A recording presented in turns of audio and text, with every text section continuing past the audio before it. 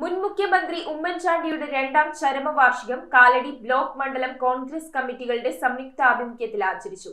Kalady town ജംഗ്ഷനിൽ നടന്ന അനുസ്മരണ സമ്മേളനം ബ്ലോക്ക് കോൺഗ്രസ് കമ്മിറ്റി മുൻ പ്രസിഡന്റ് സാംസൺ ചാക്കോ ഉദ്ഘാടനം ചെയ്തു.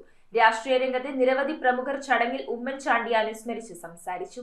മുൻ മുഖ്യമന്ത്രി ഉമ്മൻചാണ്ടിയുടെ രണ്ടാം ചരമവാർഷികത്തോടനുബന്ധിച്ച് കാലടി ബ്ലോക്ക് കോൺഗ്രസ് കമ്മിറ്റിയുടെയും കാലടി മണ്ഡലം കോൺഗ്രസ് കമ്മിറ്റിയുടെയും സംയുക്ത ആഭിമുഖ്യത്തിൽ അനുസ്മരണ യോഗം സംഘടിപ്പിച്ചു.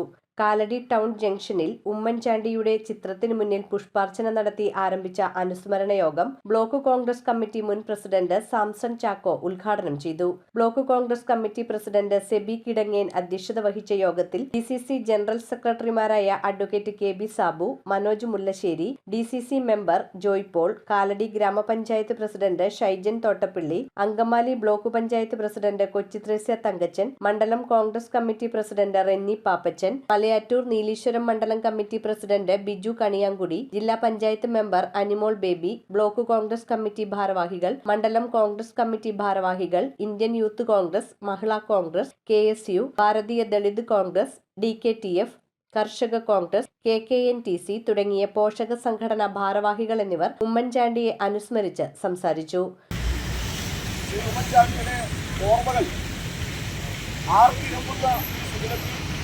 കേരളത്തിനകത്തും കേരളത്തിന് പുറത്തും വിദേശ രാജ്യങ്ങളിലും ഒക്കെ ഉമ്മൻചാണ്ടി അനുസ്മരിച്ചുകൊണ്ടുള്ള വിവിധങ്ങളായ പരിപാടികൾ നടക്കുകയാണ്.